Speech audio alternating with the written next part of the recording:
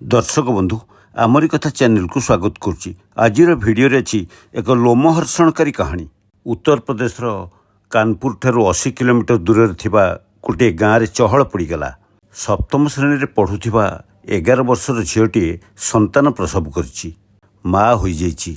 जो बयस शिशु सुलभ गुणर चिन्ह लिभिनी, निज काम निजे कर शिखिनी, कथा कहबार परिपक्वता आसीनी, निजर जत्न निजे नहीं जानिनी, से पुणी एक पुत्र संतानर जननी। एही अवैध संतानटी को केमिति बा से कुनी झीटी पालिब पोषिब ओ तार जत्न नेब बुझीपार नथिला। झीटीर परिवार पक्षरु थाना केस दिया जाइथिला, किंतु पुलिस बहु खोलताड़ पर भी अपराधीर संधान किंबा सुराक मिललानी। जो लोक एते कुनी झीटी उपरे पाप नजर पकाई ताकू गर्भवती करिछि, तार जीवन को नष्ट कर दीछि, खिनभिन कर दीछि, से ताहले किए? दोषी विषय रे झीटी किछि कहि पारलानी। देखिबाकू गले एही केसटी प्राय चपी जाइथिला। किछि दिन परे जबलपुर थाना को जड़े नुआ युव थाना अफिसर आसी जोग देइथांती। से एही केसटी को रिओपन करी अपराधी को धरिबाकू निजस्व चेष्टा कले, किंतु से भी नाकेदम हो गले। शेषरे सेही ऑफिसर दोषी को धरिबाकू सक्षम हेले, किंतु एते कुनी झीटी प्रति पाशविक अत्याचार और शारीरिक संपर्क रखी ताकू गर्भवती करिथिबा अपराधी परिचय जानिले आपण पाद तलु माटी खसीजिव। मध्यमित परिवार झील ना तार झांसी। चेहराटी खूब डौलो डौलो और आकर्षणीय। बयस मात्र 11 वर्ष। स्कूल रे पाठ पढ़ला बेले समस्ते ताको खूब भल पाती। थरे स्कूल रे वार्षिकोत्सव चली थाए, सेथिरे झांसी भाग नेबाकू इच्छा कला। तार आग्रह देखी झांसीर बापा माँ मध्य सुजोग देले। स्कूल वार्षिकोत्सव फेरिबा परे दिने ता पाखकू जड़े संपर्क भाई झांसी को बधई जणाइबाकू आसीथिला। सेतेबेले घरे केही नथिले। झांसी एका थिला। सेही संपर्क भाई झांसी को प्रशंसा करिबा बहानारे बारंबार स्पर्श करबाकू लागिला।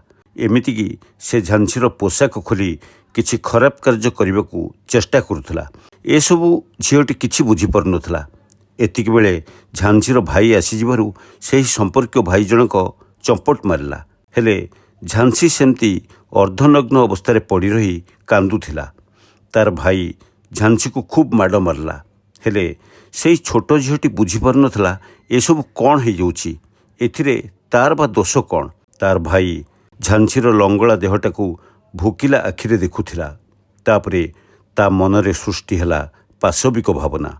भूलीगला से भाई भौणीर पवित्र संपर्कर कथा। तापरे झांसी उपर को लंफ देई ताकू दुष्कर्म कला। झांसी केवल कांदुथिला। ता भाई ताकू धमक देला ए कथा काहाकू न कहिबा पई। तापरे से निज भौणी सहित बारंबार शारीरिक संपर्क रखिला। दिने झांसी सहित शारीरिक संपर्क रखुथिबा बेले तार बापा देखि देइथिले। ए दृश्य देखिबा परे पिशाच बापार मध्य मन बदलीगला। संपर्क लुचिगला। से मध्य निज झील सहित रखिला शारीरिक संपर्क। सही 11 वर्षर झील झांसी बारंबार निज बापा और भाई द्वारा निर्यातित हैला।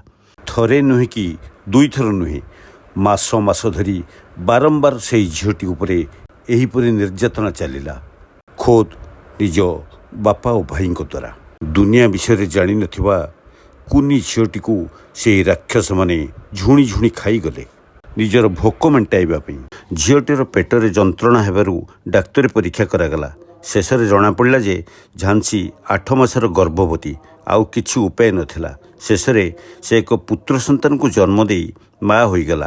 तार एही कुमारी मातृत्व पई किए दायी केही किछि जानि पारलेनी। झीलटी मध्य पाटी खोलु नथाए। केमिति बा से निज बापा और भाई विरुद्ध रे बयान देव। परिवार पक्षरु थानार होइथिबा केसटी सेमति रहीगला, किंतु थाना को आसीथिबा नुआ युव इन्स्पेक्टर एही केसटी को रिओपन करी दोषी को खोजिबाकू आप्राण चेष्टा करुथिले, किंतु किछि लाभ हेलानी। से लक्ष्य कले जे झीलटीर बापा और भाई एही केसटी को बढ़ाइबाकू चाहुनांती, आगकू नेबाकू चाहुनांती। भाग्यर द्वाही देई सेमाने एही केसटी को बंद कर देबाकू चाहुचंती। सेठी इन्स्पेक्टर संदेह हैला तांको बापांको उपरे।